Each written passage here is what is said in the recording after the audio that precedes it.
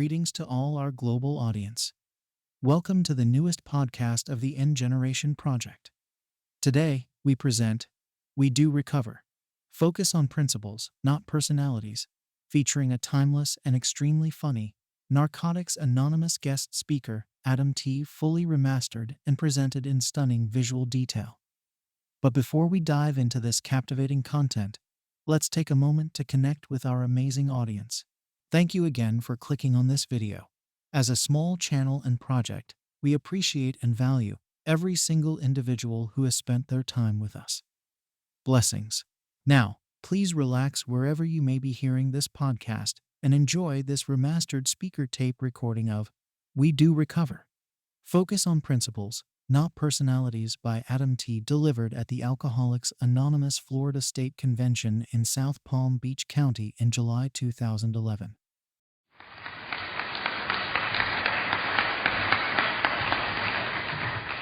My name's Adam. I'm an alcoholic. I want to first thank you for inviting me to come talk tonight. It's always an honor and a privilege to be asked to participate in Alcoholics Anonymous. Ultimately, it's a responsibility to give back what was so freely given to me. I want to welcome anybody that's new. You know, if you're trying AA one more time, if perhaps you don't think this will work for you, if you don't want to be here tonight, you know, if you think this is all a big misunderstanding,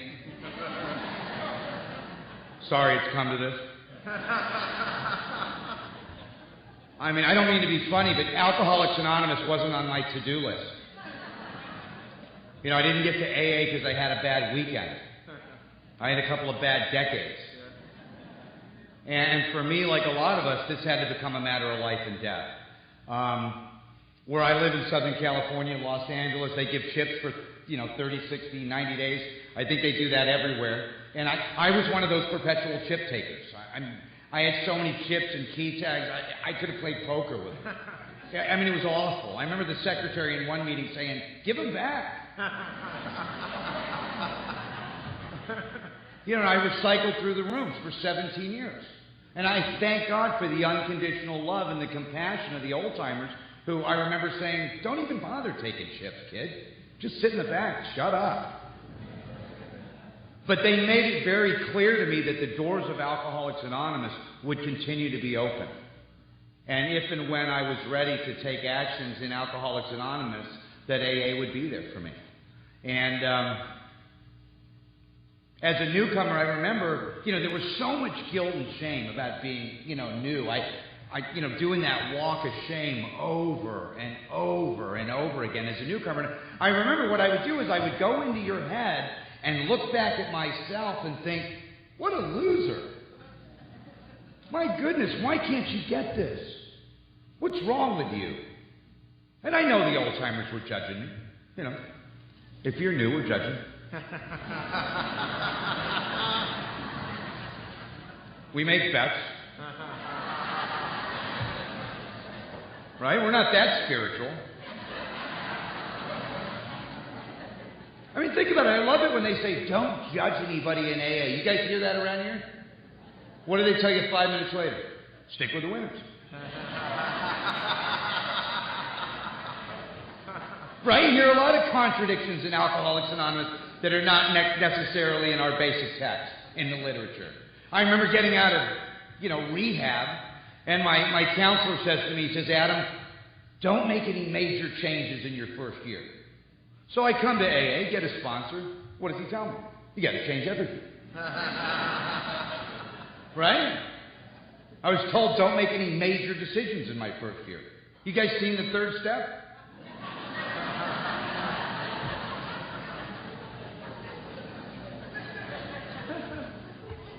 How about don't get in a relationship in your first year? That's a good one.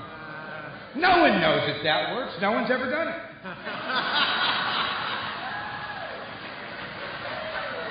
Maybe in this crowd. There's a part that we read called "We Are Not Saints." I tell people, if you got a halo, don't let it choke you. But the one I love is God doesn't give us more than we can handle. If that was really true, if I really believed that statement, then I wouldn't need God's help.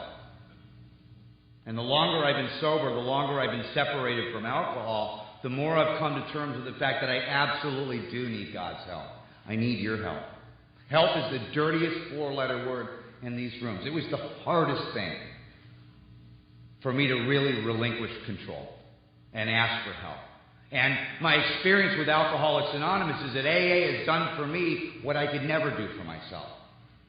It's done for many of us here tonight what we could never do for ourselves. Collectively, as a fellowship and as a society, what I could never do. And, the interesting thing about AA, we talk about the steps as being how it works. Really, the traditions are why it works. And for many years in Alcoholics Anonymous, I wanted to change everything about AA. My home group's the Marina Center in Culver City, and, every week we get these new people that come in, and they immediately want to change the format and, change the way we run the group, and a couple months later we never see them again. And I wanted to change everything about AA as a newcomer, too. And you know what? The longer I've been here, the more I want to keep Alcoholics Anonymous exactly the way it is.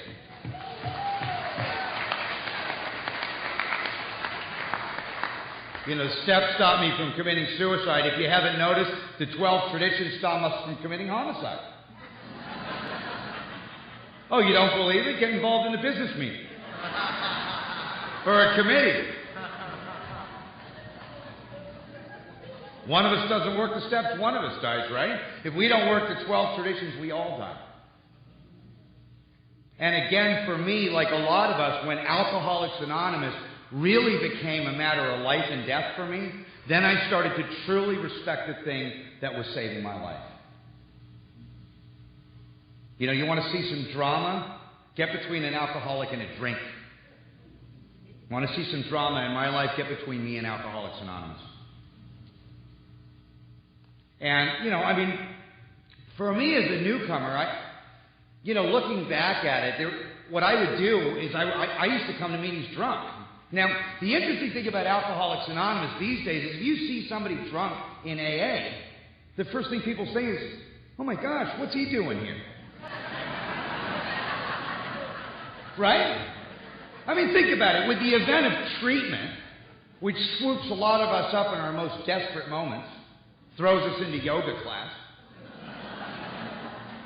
craft hour, nature walks. What I would do is we have these late night meetings in, Los Angeles, Hollywood, 11:30, 12 at night. And I would go to 7-Eleven, get a big gulp cup, fill it up with liquor, put a little splash of Coca-Cola on top. Then I'd cruise into the late night AA meeting. Do some of my best sharing. Looking for friends. And they weren't laughing. And then eventually I started going through treatment centers. And you know what? This is not a plug for treatment. But by the time I finally got sober, I'd gone through treatment 28 times. Not 28 days like the movie. This isn't Hollywood. 28 consecutive times. And I remember telling my sponsor I went through treatment 28 times. I was hoping that would get rid of the guy. Loser. Go find someone that's willing. And he looks me right in the eye and he says, Adam, that doesn't make you an alcoholic. And I thought, you're kidding. He says, no, it means you paid $500,000 for a big book.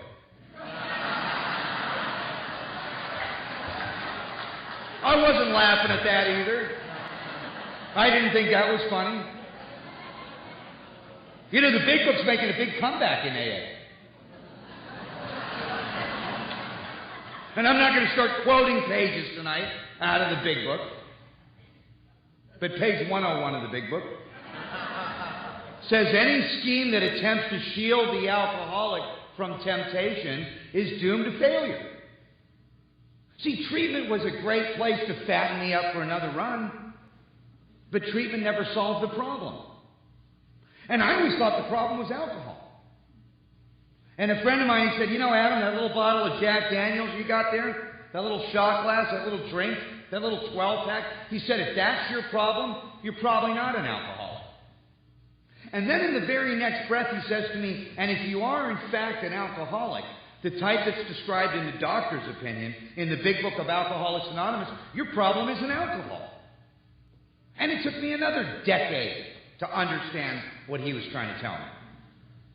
Because for me, it was obvious I couldn't live with alcohol Everyone could see that. From the time I was in junior high school, they call it middle school now. I mean, I'm in 8th grade. I'm already passed out under the bleachers, peeing in my pants, drooling on my desk. You know, my nickname was Space Cadet in 8th grade. I couldn't find homeroom. But see, the greater aspect of this disease for me as an alcoholic is not that I can't live with it, but really that I can't live without it. Not happily and not successfully. And what it really means for me to be an alcoholic is that I have a mind that somehow always takes me back to alcohol. A mind that always leads me back to a drink. I have a mind, a defiant mind, a mind that will argue with anybody about anything at any time. You tell me it's black, I'll tell you it's white. You tell me it's big, I'll tell you it's small. You tell me to go left, I'll go right with an attitude. And then I'll blame you for eternity.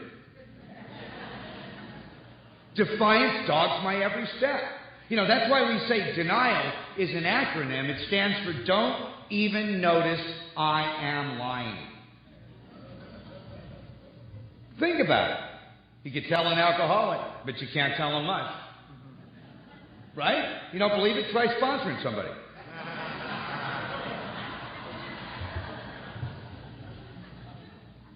It's my nature. You can lead me into the gates of hell, but you can't push me into heaven. That's why Wilson talks about the tradition of attraction rather than promotion. For me, like many of us as an alcoholic, I had to come to AA on my own terms.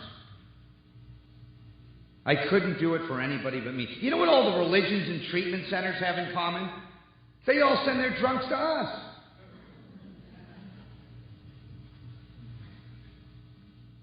And I remember it like it was yesterday, that turning point for me when I was in one more treatment center.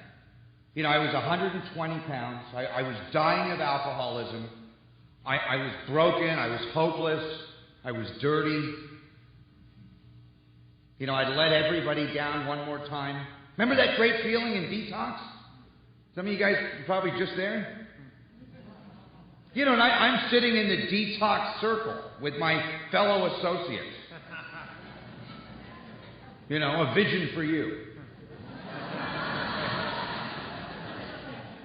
And this woman from AA comes in, you know, on her H&I panel. Now, H&I in Southern California, I don't know if you have a similar committee here, but it stands for Hospitals and Institutions, and it's a committee of Alcoholics Anonymous that brings meetings into prisons and treatment centers and detoxes. So, you know, this woman's on her H&I panel, and she's, you know, talking to us in detox, and she looks us all up and down, and she says, if I could give you all the gift of recovery, I wouldn't do it.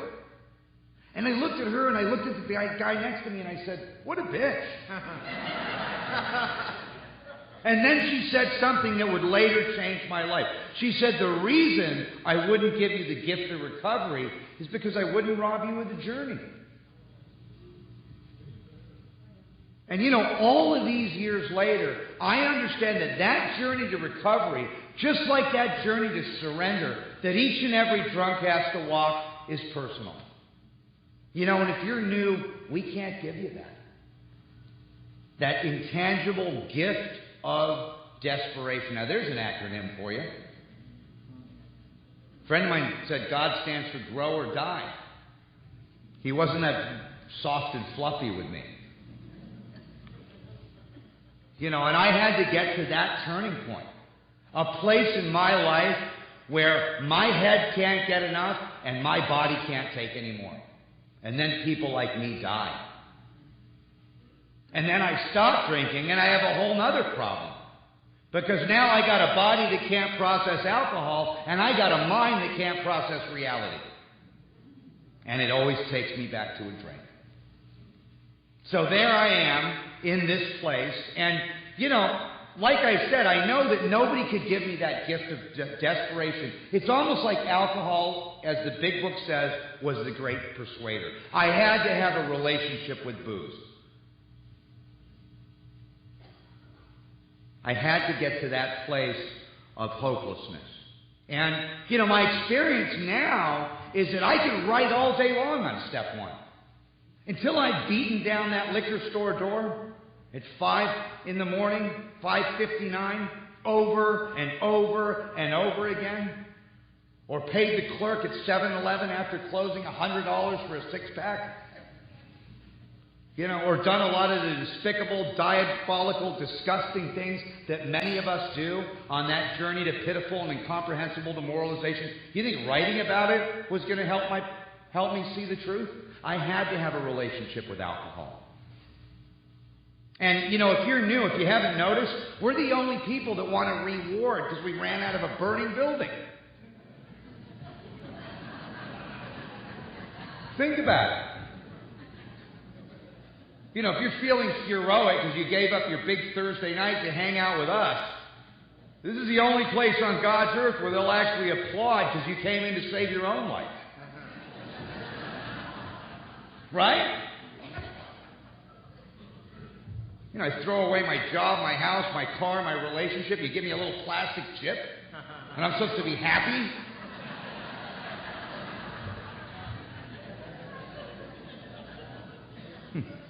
So if you're sitting here thinking about drinking, that beats the heck out of being in a bar right now thinking about getting sober. Welcome to AA.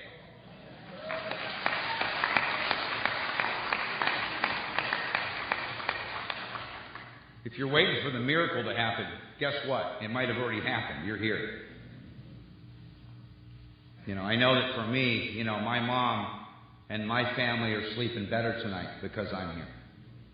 And if I lived to be 100 years old, I could never pay Alcoholics Anonymous back for that freedom and the relationships and the love and the roadmap to spiritual success that I found because of Bill and Bob. I want to welcome you again if you're new. I remember when I was new, my sponsor said to me, he said, "Adam, I want you to buy a black suit." And I said, "Why?" And he said, "Well, if you stick around Alcoholics Anonymous, it'll come in handy. Unfortunately, you'll go to a lot of funerals." And then he said something really nice. He said, "Oh, and by the way, if you drink again, at least we'll have something nice to bury you in." He was mean. But my experience today is that if you baby the alcoholic, you'll bury him. I needed to hear the truth about alcoholism. That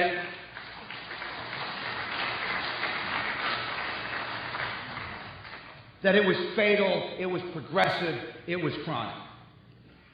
And I know a lot of people throw the phrase out, "Don't drink no matter what." But, in my mind, I think, why don't you join Nancy Reagan's Mary Vander Winters and just say no? When everything demands that I stand and deliver, I show up drunk. I have no effective mental defense against the first drink. I can't bring, like the big book says, into my consciousness with sufficient force the pain and suffering of a week or a month ago. I love it when people say, "What's your drug of choice?" I'm like, alcohol is my drug of no choice. I don't choose not to drink. I'm powerless. Yet when I become willing to take other seemingly unrelated actions, all of a sudden I have freedom from alcohol. And I really think in many ways that's the message of Alcoholics Anonymous. We talk about jails, institutions, and death.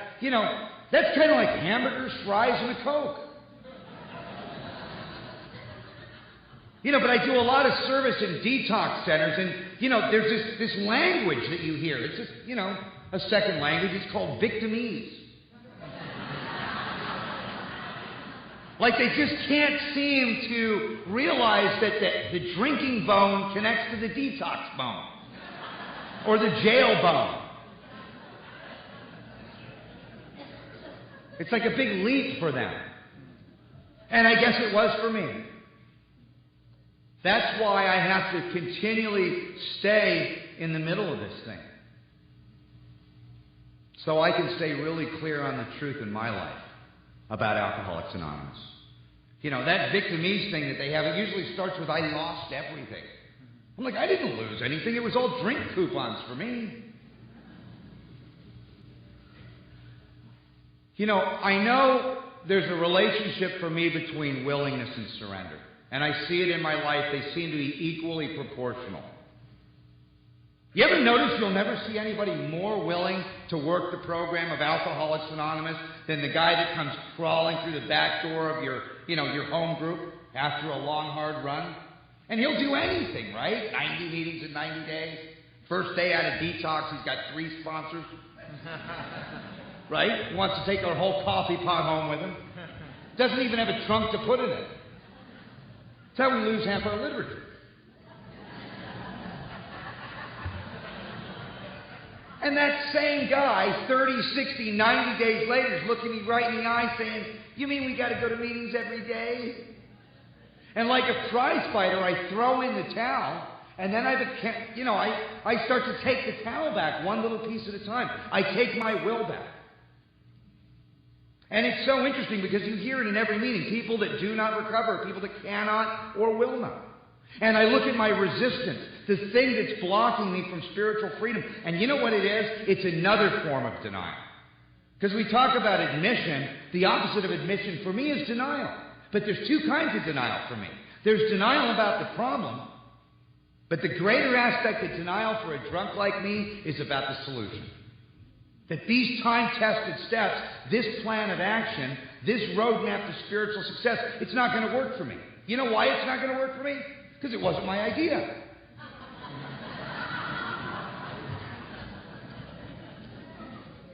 Sound familiar? Like minds think alike. And I really had to come to terms with what that willingness is. And I understand for me today that there is a relationship between the act of surrender and the state of surrender. The act of surrender is what got me into AA over and over and over and over again as a newcomer. But see, the state of surrender is a completely different concept. That's kind of like what's keeping the old-timers here. It's completely different. It's kind of like watching a swan glide across a pond of still water. It's so beautiful, so effortless. It's so graceful. But you know what's going on under the water, right? That swan's paddling like hell. And if you're new, if you haven't noticed, we have a chapter in the big book, Into Action. We don't have a chapter into feelings. Go tell your therapist that. Right? We don't have a chapter into thinking. We ought to have a chapter into whining, right? From the podium. At the noon meeting. No offense. I'm like, get a job, man. And for me, like a lot of us, I became willing to take actions in Alcoholics Anonymous that I did not believe in. I was asked by my sponsor and my home group to set aside everything I thought I knew about AA, about the 12 steps, about God, so I could have a new experience with this thing. Everything that I thought I knew about God, about myself, and about others. Because if you added up those 3 relationships, when I came to AA, if you took my relationship with God plus my relationship with self plus my relationship with others, and you put an equal sign under it, it's simple math. You know what it equals, right? Detox.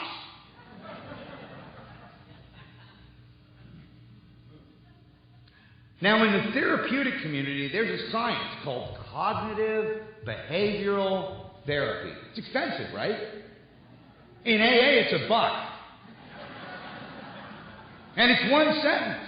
You can't think your way into right living, but you can live your way into right thinking. Very, very simple.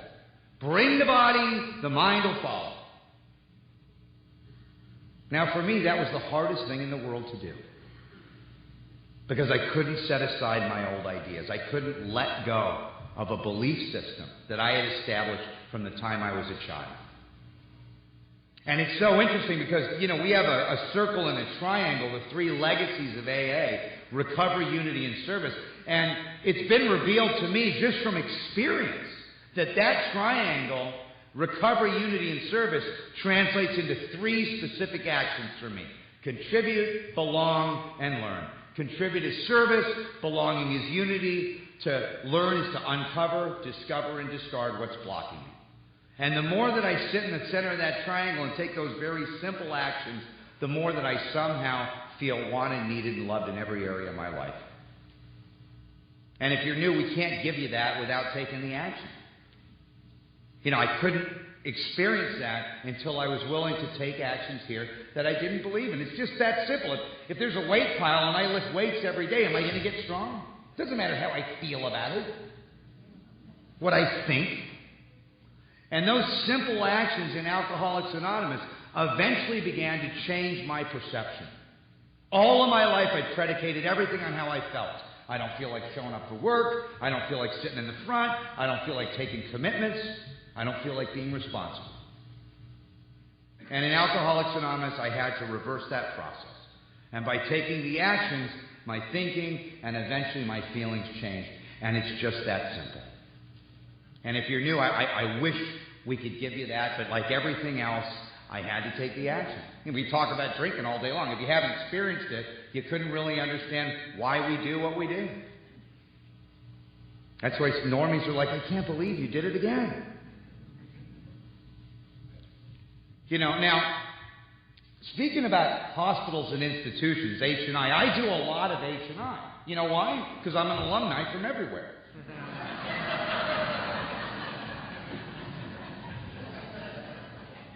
And one of the panels that I have at the Veterans Administration, I've had it for years. One of the greatest illustrations of surrender that I'd ever experienced came out of one of those panels at the VA. Now, you get into a room, we have big meetings at the VA in West LA, maybe like 100, 150 guys, soldiers. Now, you get in a room full of soldiers, and you start talking about surrender. You know what happens, right? Room gets quiet. Dead quiet, especially Marines. But if you ever watch a soldier surrender, like on CNN, the illustration's perfect.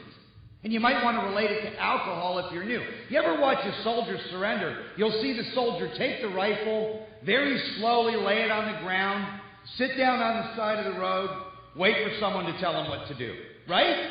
When you got 40 AK-47s pointed at your head, you don't throw down the gun with an attitude. Kind of like these guys put their court cards in the basket. Think about it. You're not sitting on the side of the road looking back at the gun, because if you do, someone's going to shoot you. Am I looking back at alcohol? Am I looking back at the magic that I once found in booze? Is that the euphoric recall, the peculiar mental twist, the lurking reservation that Wilson talks about? Is that what it is? It's so interesting because for me, when I look back at it, it's almost like I'm in the high school gym 25, 30 years later. Girls are gone, the lights are out. It's an empty room, it's dark. I'm all by myself in that room saying, where's the party? Now, there's no disco ball where I was drinking. We talk about my worst day sober is better than my best day drinking. My worst day sober is better than my last day drinking. And I think about those moments when life had its moments, and for those moments as an alcoholic, I'm willing to give my life to recapture and recreate the magic that I once found in booze. It's almost like Oz never gave the Tin Man anything he didn't already have. What am I trying to put in myself that's not already there? Because that idea will kill me. It's interesting because there's a guy named Dr. Harry Tiebout, and you can look him up on the internet. It's not an outside issue. In fact, he's one of the contributing members to some of our original literature. And Tiebout talks about the difference between compliance and surrender.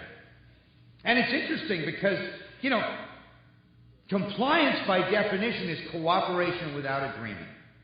And I've been in compliance with AA for years, doing it for sober living, doing it for the judicial system, doing it for the parole department, doing it for DCSF. Where I live on the west side of LA, they do it for the trust fund.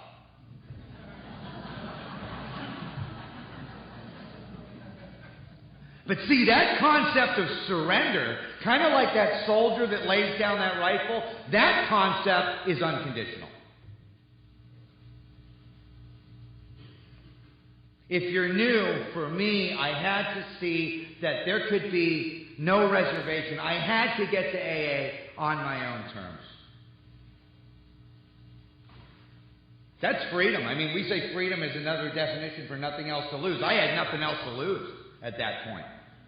It became do or die for me. And I eventually got to that place, and I was able to see the truth. Because if you're like me, as an alcoholic, fear's not going to keep someone like me sober. Fear doesn't work. Getting a third strike, living on the street, being homeless, losing my career, throwing away my education, losing my family. Did scared straight work for you guys? Went right over my head. Now, the big book talks about the problem drinker and illustrates the problem drinker as someone that can stop or moderate given sufficient reason, right? Big difference between a problem drinker and an alcoholic. Think about it. You get a problem drinker and a real alcoholic in a jail cell for, say, drunk driving. You got two completely different philosophies going on. You got the problem drinker over here sitting on one side of the cell, beating on the table, thinking, man, why did I have that fifth beer? I knew I shouldn't have drank so much. Why did I drink so much last night? The real alcoholic sitting over here on the other side of the cell thinking, why did I take Interstate 4?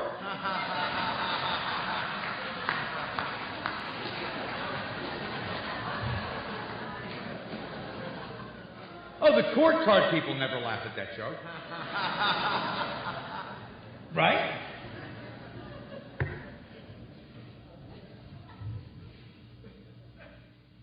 Problem drinker's wife says, honey, if you don't stop drinking, I'm leaving you. Problem drinker cleans up his act, doesn't drink in the house, gets a little Visine. Now, if my woman says to me, honey, if you don't stop drinking, I'm leaving you. You know what I'm thinking, right? I'm thinking about single life. And I got to look at my relationship with alcohol, because if anything got in the way of alcohol, it was out of my life. I mean, alcohol completed me. It had me from hello.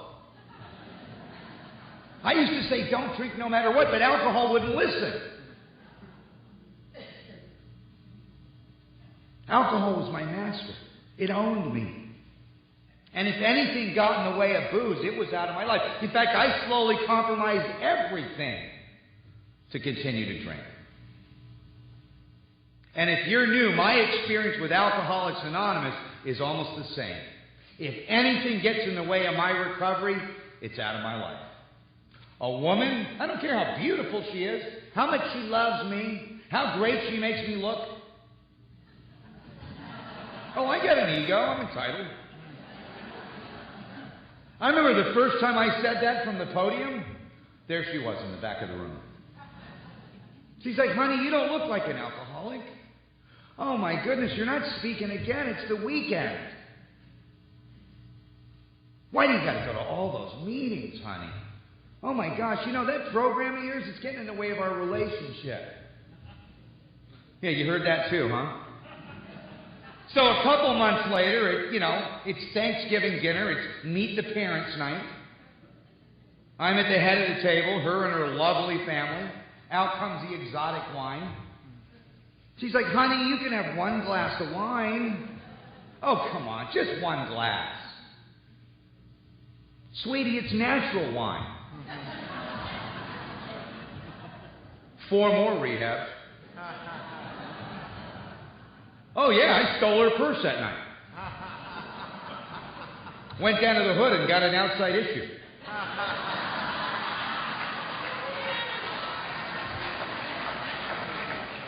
Oh, you guys relate to that, huh?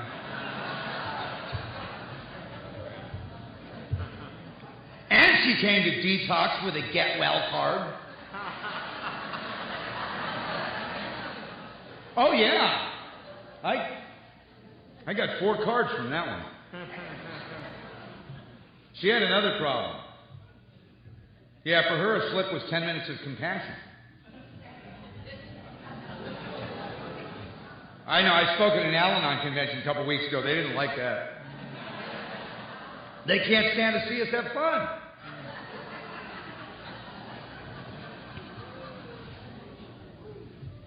I tried to send her to Codependents Anonymous. She wouldn't go. You know why? She didn't have anyone to go with.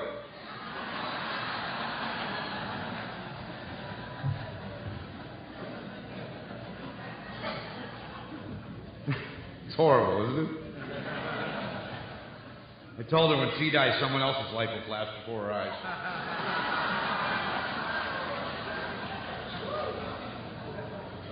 I'm going to quit before I get fed to the alligators. You know, but that's the reality for me. If anything gets in the way of AA, it's out of my life.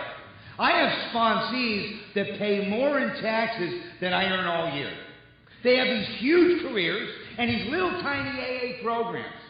I've never seen one of them stand the test of time here. What do I do for a living? Oh, I stay sober. Oh, what do I do for money? That's over there. Now, if I get those two things mixed up, I'm back in handcuffs. I get those two things mixed up, I'm back in an emergency room. Or I get a double header, I'm handcuffed to a gurney in an emergency. Oh, I've been there.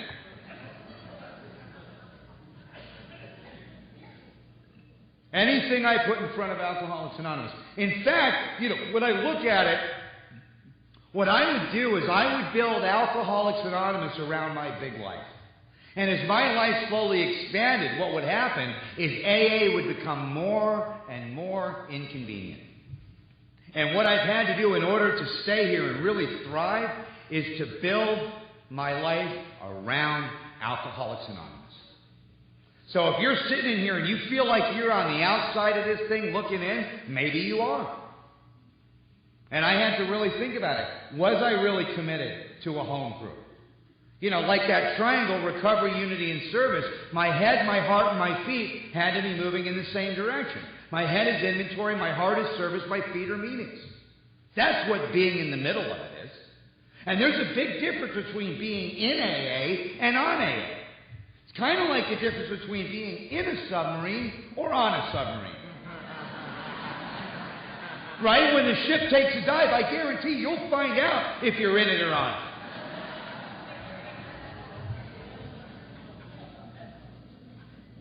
And the book talks about the certain low spots. Will I survive those low spots ahead?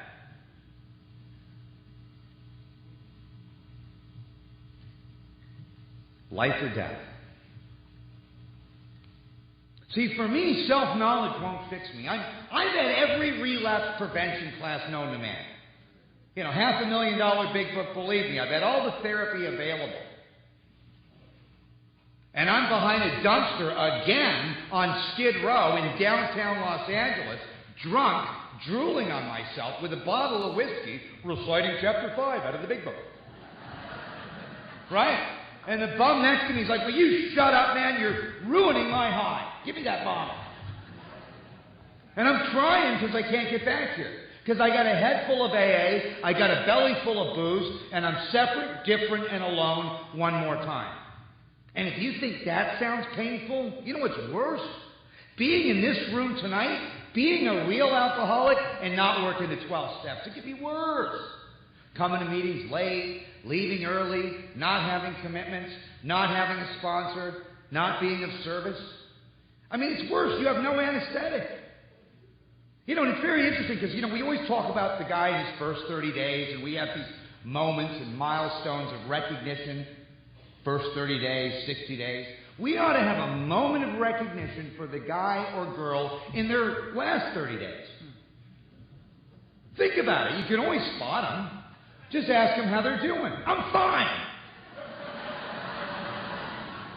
I'm like, really? Why don't you tell your face that?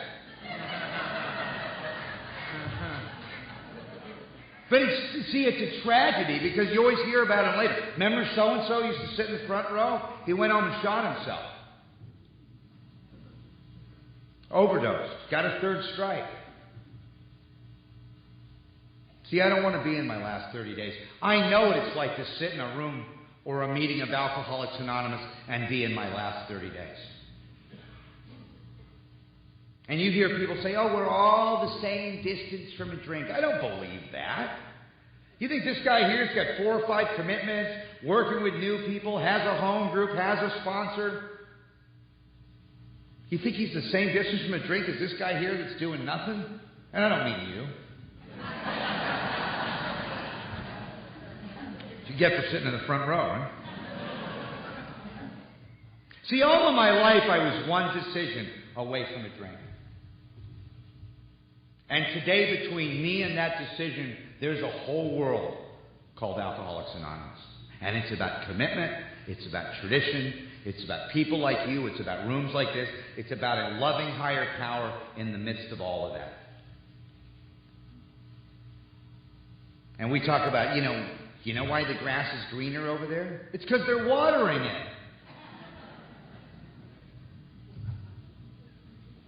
And I didn't understand that relationship. And I saw myself one more time back in relapse prevention class, learning about my triggers. Counselor, waking up's a trigger for me. It's like, sir, will you please go back to your dorm?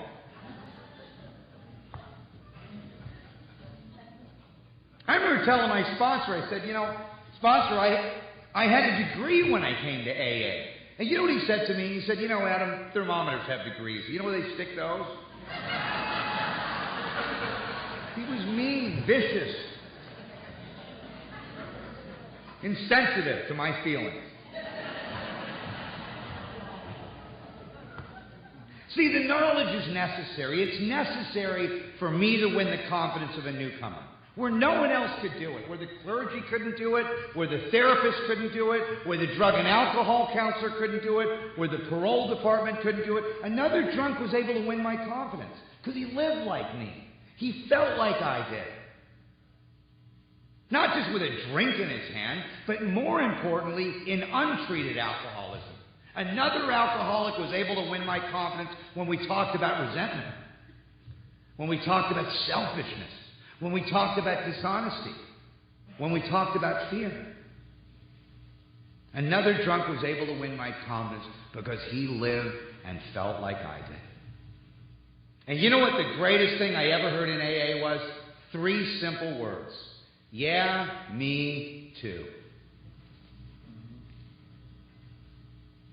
And somehow, through that process, I realized how really the same so many of us are. It was just that simple. On the way over here, we were talking. I know a crowd like this. Do you guys remember Gilligan's Island? Did you ever notice that Gilligan's Island was the 7 deadly sins? Think about it. The captain was gluttony. Gilligan was sloth.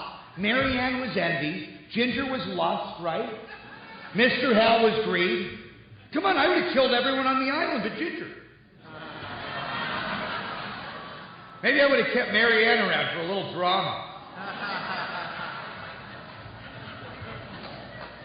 But see, the process of another drunk working with me and me working with someone else is that I saw that all of these instincts and all of these defects and these shortcomings that we talk about are a natural part of being human. The things that I was so ashamed of, these defects. And it's so common. What I do is I put down the drink, and then I pick up the fork. That's gluttony, right?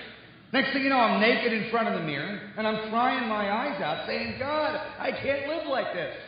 Step 6 and 7. So what do? I put down the fork, and then I pick up the credit card. Now I'm going to fix what I did with the fork, right? I'm in liposuction. I'm back at Ross buying clothes, trying to cover it up.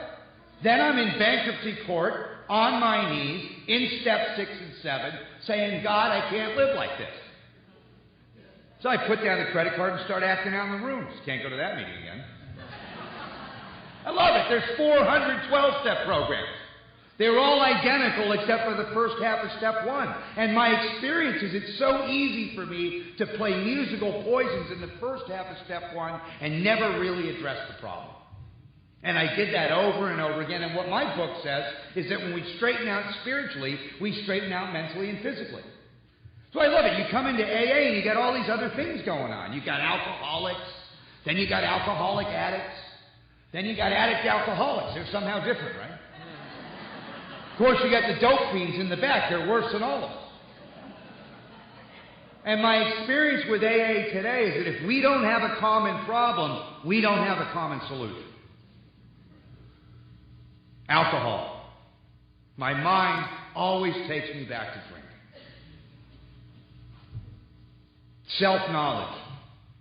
You notice at the end of these meetings, they don't say, keep coming back. It works if you know it. It says, works if you work it. And my experience is that these principles, it is only through application and practice that I become spiritually fit.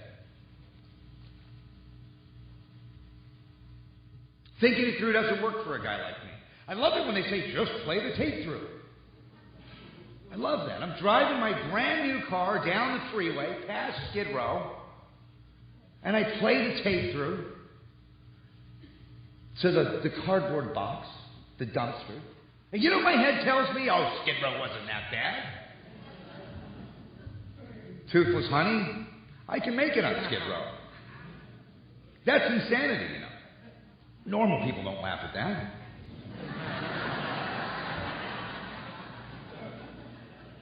Think about it. I always thought insanity was doing the same thing, expecting different results. Isn't that what you hear in AA? That's not the insanity I live with. I have a completely different brand of insanity. It's doing the same thing, knowing exactly what's going to happen and what. Doing it anyway. Come on, at least the other kind of insanity, doing the same thing and expecting different results, at least there's some hope there. But I know exactly what's going to happen, and I do it anyway. Which points back to what it really means to have lost the power of choice. Now, I don't want to offend anybody tonight, but, you know, for me to pick up a drink is kind of like having sex with a gorilla. Oh, honey, if you have sex with a gorilla, it's not over till the gorilla says it's over. I know, you get that gorilla back in the cage, it starts looking at you again with those loving eyes. Remember how it used to be? Just me and you? Promise I won't tell anybody. We're in Mexico. Awful. But that's the way my mind works on me. Delusion. You know, it reminds me of this guy, he gets a rifle for his birthday. And his lifelong ambition, he's a hunter, he always wanted to go to Alaska, to the tundra, and shoot a polar bear. He's a hunter. So he goes up, he flies up to the tundra, he's got this brand new rifle he got for his birthday. He sees this bear, he takes his shot, and he goes over to look at his kill, and there's a tap on his shoulder. It's a bigger polar bear looking down at him. Yeah, the bear says, "You just shot my son. You got two choices. Either let me have my way with you, or I'm going to maul you to death." So a couple weeks later, he's in the hospital healing up. Now he's got a resentment.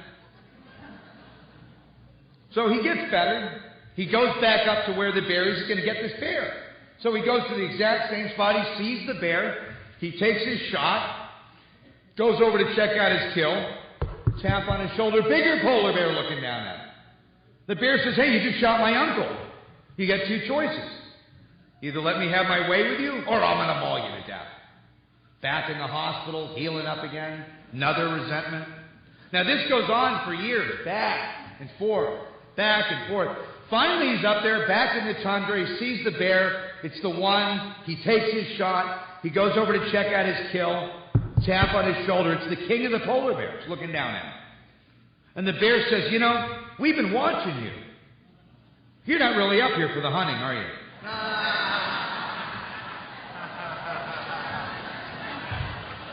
It's a little graphic. But if you read the Jaywalker in the big book of Alcoholics Anonymous, it's really not that far-fetched.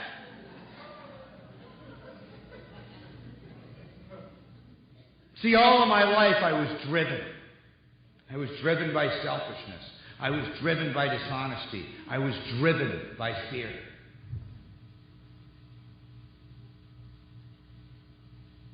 By resentment. And I look at that today. It's like, you know, when they drive cattle, it's an interesting word. You ever see the four horsemen that drive a herd of cattle?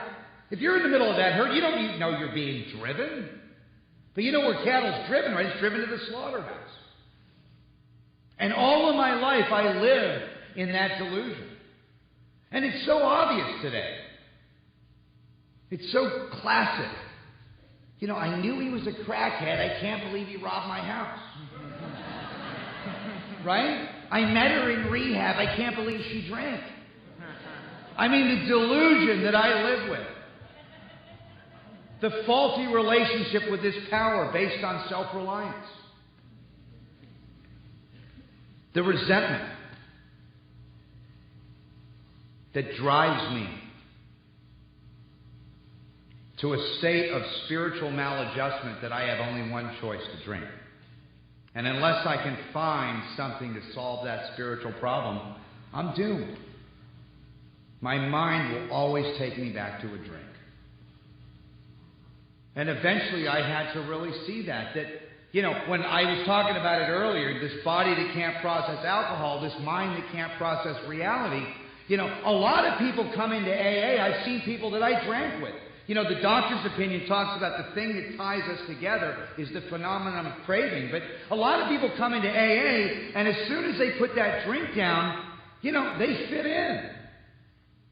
I mean, you hear it in Chapter 5. Every time we read Chapter 5, we talk about our personal adventures before and after, make clear 3 pertinent ideas, right? A, that I'm an alcoholic and I can't manage my life. B, that probably no human power can relieve my alcoholism. And C, that God could and would have sought. And I'm thinking, before and after what? But for me as an alcoholic, it's before and after I put down a drink. The problem drinker comes into AA and thinks the second half of step 1 is because of his drinking. If that's true, stop drinking. And a lot of people, like I said, come into AA, and as soon as they put down the drink, everything works for them. They fit in, they're part of, the career welcomes them back, they come to meetings once a year, never work a step, and their life gets consistently better. Right? They've been serene since their ass hit the seat in AA. That's not my experience. My experience, every time I put the drink down, the first thing they say to me is, "Boy, you need to be on medication. My goodness, why are you so angry? What's wrong with you? Why are you so emotional? Why can't you sit still back there?" And I'm crying at dog food commercials. Right? Think about it. When I'm not drinking, I have a whole other set of problems. They're outlined on page 52 of the big book. When I'm not drinking, I'm a prey to misery and depression. When I'm not drinking, I can't control my emotional nature. When I'm not drinking, I can't manage my personal relationships. Sound familiar? When I'm not drinking, I'm of no use to other people. When I'm not drinking, I'm full of fear. When I'm not drinking, I'm basically unhappy. And the way that plays out for me in untreated alcoholism is I don't fit in, I'm not part of, you don't understand me, everybody's in my way, life's not fair, they're not treating me right, I'm not appreciated, they're not paying me enough for goodness sake, she's cheating on me, I gotta drink. Oh yeah, and something magic happens. I pick up a cocktail and I intuitively know how to handle situations that used to baffle me. Think about it. You give me a couple more drinks, fear of people and economic insecurity leave me, I'm buying the whole bar drinks. Hell, I'll write you a check. Not only are you getting better looking, honey, I'm getting better looking. Right? Come on, you give me a couple of Vicodin, I can comprehend the word serenity, and I know peace.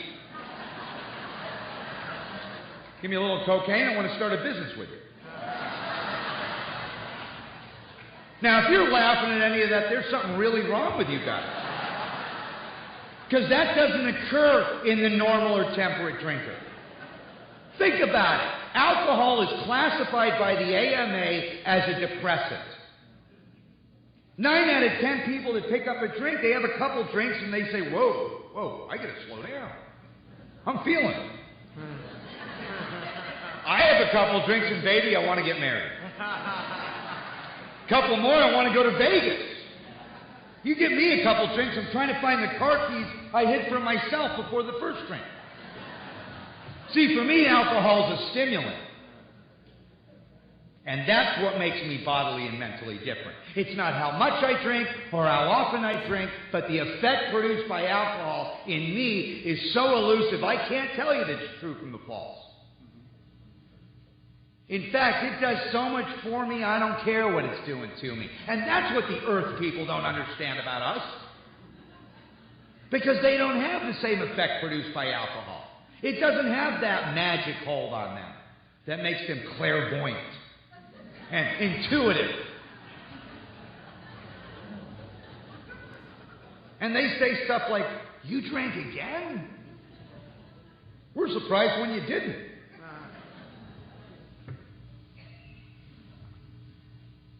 At some point, looking at the promises, what I did is I suddenly realized that alcohol had done for me what I could not do for myself. And what the promises really say at the end of the promises, it says, we suddenly realized that God could do for us what we could not do for ourselves. Didn't some of us suddenly realize that booze had done for us what we could not do for ourselves? Because if that's really true, then there's a relationship between God and alcohol. And you can see it by substitution in the promises. If you get into the ghettos in this country where everything's been burned to the ground, there's only two things that stick out: churches and liquor stores. You know why? Because they both give man hope. And if you're like me, hope doesn't matter to someone like me until I've become hopeless. Hope doesn't matter to a drunk like me until I burn my life to the ground. Until I get to a place of complete failure of all of my resources. You know, that's why we say from Yale to jail, from Park Avenue to Park Bench, it doesn't matter.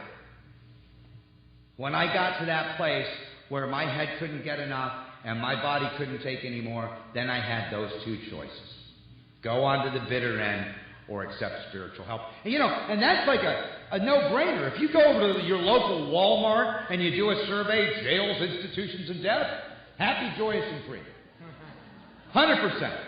Step over to your local detox, ask the same question. People are scratching their heads saying, well, how bad an alcoholic death?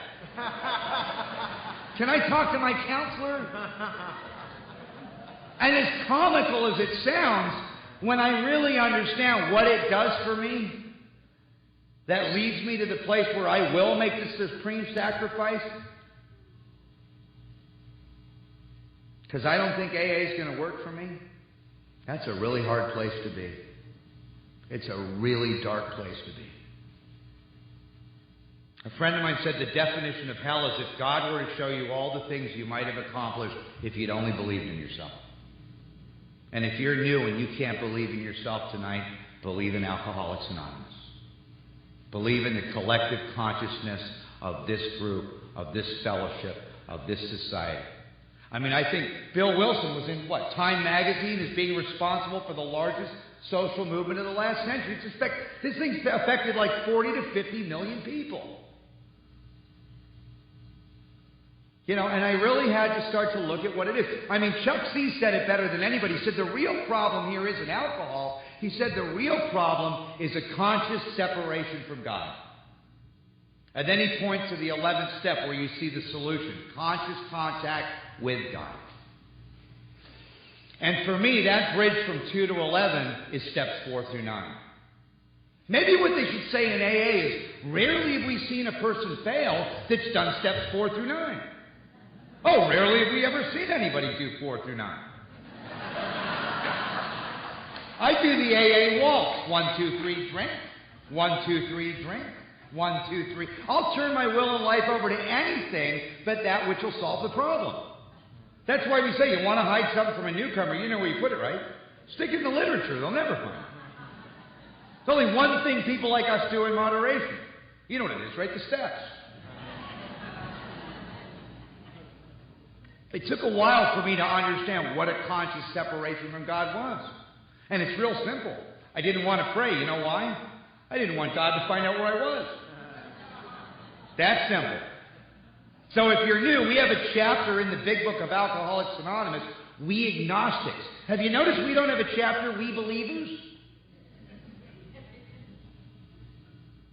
There's a poem in Notre Dame that says, I sought my God I could not see. I sought my soul I could not free.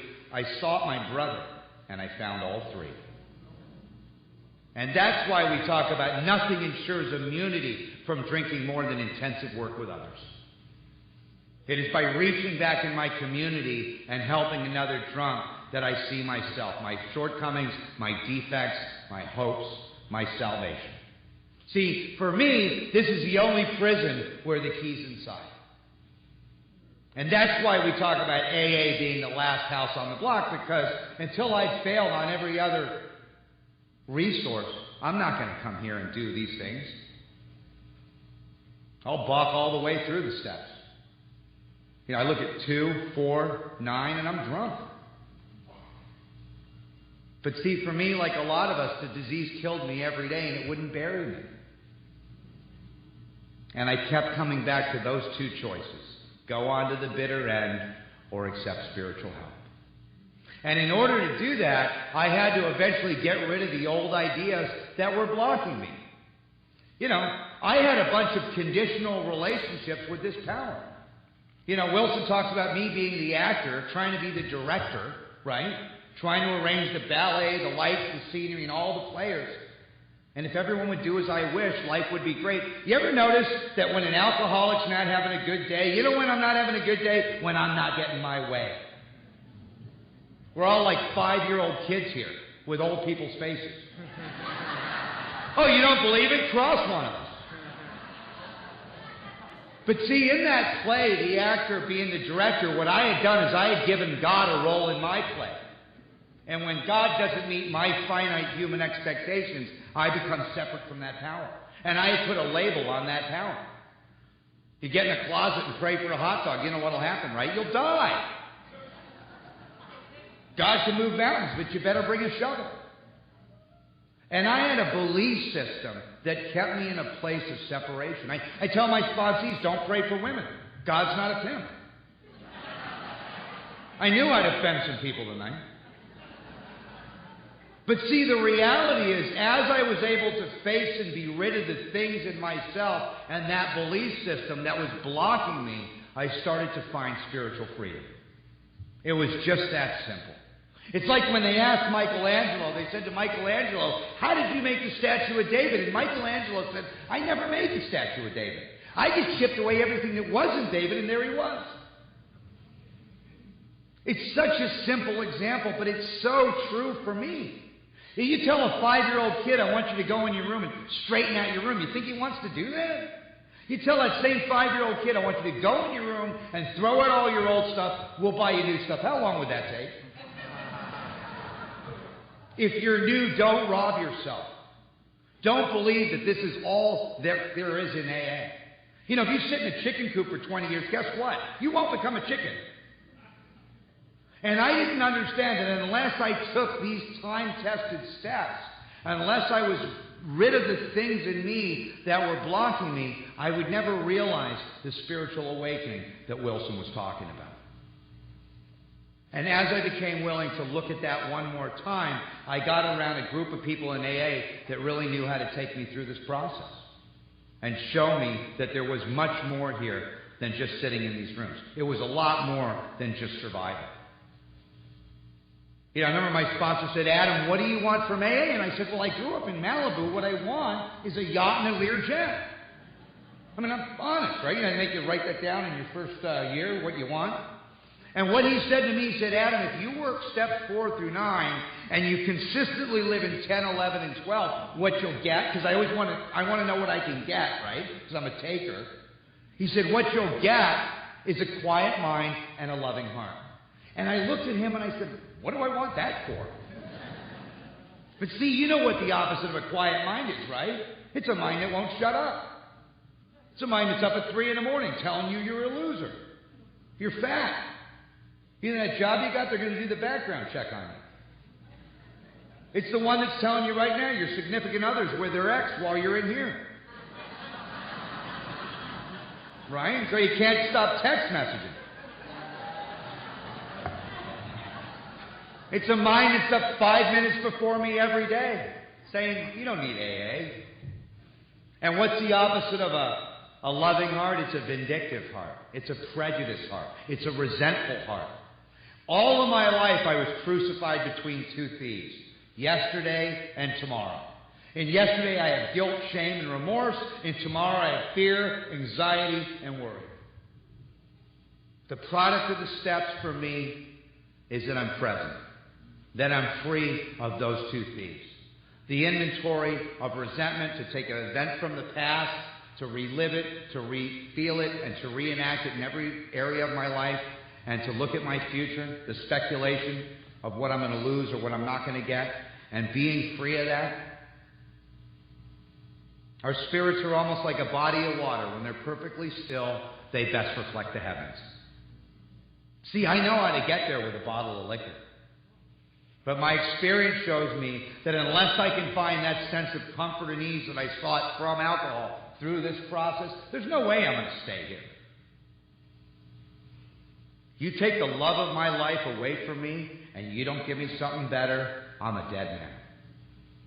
And I believe that's what Alcoholics Anonymous and this plan of action, this power, this process, and this program has done for me. And I can never pay AA back for that. You know, in closing, if someone did to me what I did to myself, I hate to say this, I would have killed them. If someone did to me what I did to others, I would have killed them. And then I come in these rooms, and you want me to pray? I thought God had been watching. Those three relationships, with God, with self, and with others, I was bankrupt. Like I said in the beginning, I was broken in those three areas. If you really look at the 12 steps by design, the steps remedy those three relationships. Steps 1 through 3, recreate and develop a relationship with God. Steps 4 through 7, recreate and develop a relationship with self. Steps 8 and 9, recreate and develop a relationship with others. It's that simple. 10 maintains my relationship with self. 11 maintains my relationship with God. And 12 through service maintains and develops my relationship with others. So coming out of the steps, I'm able to live in harmony in those basic, fundamental relationships. There was a great spiritual teacher. He was asked, what's the most important thing of all your teachings? He said, love God with all thy heart, love thy neighbor as thyself. And if God scares you out of these rooms, don't worry about it. If you're a real drunk, booze will scare you back in. We got you. Back to those two choices. I have to look at that truth in my life. In steps 1 through 3, I give it up. 4 through 7, I clean it up. 8 and 9, I make it up. 10, 11, and 12, I keep it up. And as a product of that, I'm able to navigate around the drama. I'm able to match calamity with serenity. I'm able to stay in fit spiritual condition. I'm able to reach back in my community and help another drunk. See, there's only 3 prayers in this life. One is God help me. It got most of us in this room tonight. One is God give me. It's a big distraction. The prayer we never say is God use me. And I thank you and the committee and everyone here for using me tonight to hopefully carry some message to maybe just one person. And I'll be forever indebted and grateful for that. Part of the word spiritual is ritual. And I have to look at the simple, unrelated things that I've been taught in Alcoholics Anonymous that have truly given me that freedom. You know, one of the oldest stories in AA, and it's really an example how this works for me, about a little 5-year-old kid. 5-year-old. He wants to play with his dad. The dad's an accountant. He's trying to think of a way to occupy the little 5-year-old boy. So what the dad does is he grabs a map of the world. You know, National Geographic, they have those great world maps. Dad rips the map of the world up into 50 pieces. He gives his son some tape. He says to the little boy, I want you to put this map of the world back together, and when you're done, we'll play. And he's thinking it's going to take this little 5-year-old an hour. Finally, some relief. Little 5-year-old boy comes back in 3 minutes. He's got the whole map of the world taped back together. It is perfect. The dad says, that's impossible. I'm 50. I couldn't do that. How did you do it? And the little boy says, you know, Dad, on the back of the map of the world, well, there was a picture of a man. I just put the man back together, and the whole world fell into place. If you're new, that's the spiritual technology of Alcoholics Anonymous for me in my life. To rebuild the man, 1 through 3 with God, 4 through 7 with self through inventory, 8 and 9 with others through amends, and to maintain, develop, and grow in those 3 simple relationships, 10 with self, 11 with God, 12 with others. And through that process, You know, I've been given a freedom that I could have never, ever imagined. I used to hear people say, I'm a grateful alcoholic. I want to throw up. But what I've come to understand about the disease of alcoholism is that this is the only disease when treated that leaves the sufferer in a better position than if they never had the disease. And I could only discover that through doing the work. Thank you for my life.